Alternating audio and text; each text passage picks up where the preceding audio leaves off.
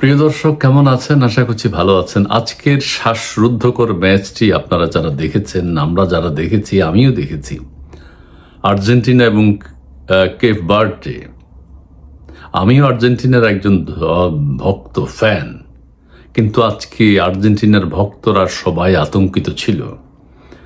বিশ্ব ফুটবল নতুন চমক দেখেছে।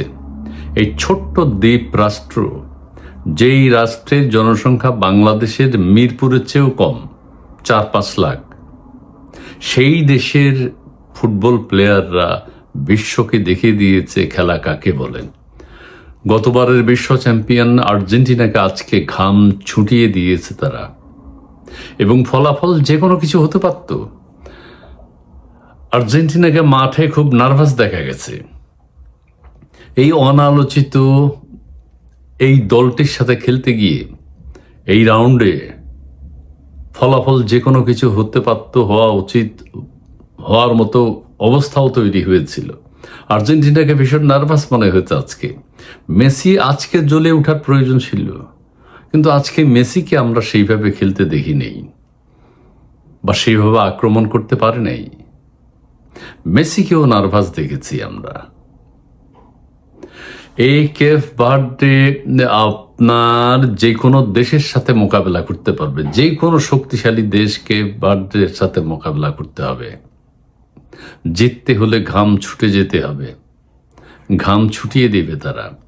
এই কেপ ভার্দে ছোট্ট দ্বীপ রাষ্ট্রটি একসময় পর্তুগিজদের দখলে ছিল দ্বীপটি। এরপরে তারা স্বাধীনতা অর্জন করেছে। তারা ফুটবল খেলে। আটলান্টিক মহাসাগরের একটা ছোট্ট দ্বীপ। তারা বিশ্বকে দেখিয়ে দিয়েছে, ফিফাকে দেখিয়ে দিয়েছে তারা কোয়ালিফাই করে এসেছে বিশ্বকাপ ফুটবল খেলতে, এবং প্রথম রাউন্ড তারা অতিক্রম করেছে। দ্বিতীয় রাউন্ডে আজকে তারা যে খেলা উপহার দিয়েছে আমরা উপভোগ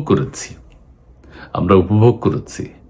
এবং কেপ ভার্দে যদি আপনার 16তে যেত, 16 দলে যদি যেত, অবাক হওয়ার কিছু নেই, কারণ আজকে তারা ভালো খেলেছে। আর্জেন্টিনা একটা দিয়েছে, কেপ ভার্দে একটা পরিশোধ করেছে। আর্জেন্টিনা আবার একটা দিয়েছে, কেপ ভার্দে আবার আরেকটা দিয়েছে। সমান সমান।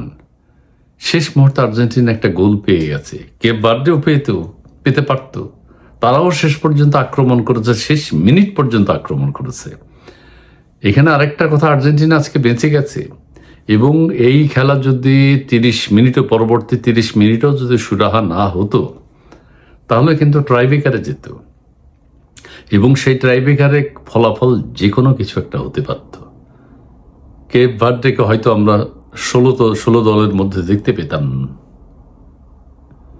আজকে তারা যেই খেলা উপহার দিয়েছে, বিশ্ববাসী ফুটবল প্রেমীরা খেলা উপভোগ করেছে। কেপ ভার্দেকে ছোটখাটো দল বা শক্তিহীন একটা দল হিসেবে মনে করার কোনো কারণ আজকে বিশ্ববাসী দেখেনি।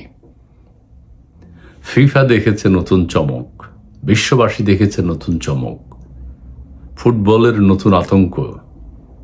কেপ ভার্দে প্রত্যেকটা প্লেয়ার, বিশেষ করে গোলকিপার ভালো খেলেছে। আজকে আমরা আর্জেন্টিনার গোলকিপারকে জ্বলে উঠতে দেখিনি। বাজ পাখি খ্যাত, তাকে আজকে জ্বলে উঠতে দেখিনি। যে গোলগুলো হয়েছে ঠেকানো উচিত ছিল, অথবা প্রতিরোধ করা উচিত ছিল, কিন্তু পরিষ্কার গোল করেছে কেপ ভার্দের ছেলেরা, প্লেয়াররা। যাই হোক, যে কথা আমি শেয়ার করতে চাই সেটা হচ্ছে, আজকে আর্জেন্টিনা দলকে আরও শক্তি অর্জন করতে হবে, আরও টেকনিক্যালি খেলতে হবে, এবং আরও বিচক্ষণতা দেখাতে হবে। গতবারের বিশ্ব চ্যাম্পিয়ন হয়েছে, এবার কিন্তু এই দলের সাথেই তো আজকে ঘাম ছুটে গেছে। আর্জেন্টিনার কোচ, তিনিও আতঙ্কিত ছিলেন, এবং দর্শক শেষ বাজা পর্যন্ত আতঙ্কে ছিল। যে কোনো মুহূর্তে ফলাফল কেপ ভার্দে শোধ করে ফেলতে পারে, সমতা নিয়ে আসতে পারে, সেই অবস্থাটা তৈরি হয়েছিল।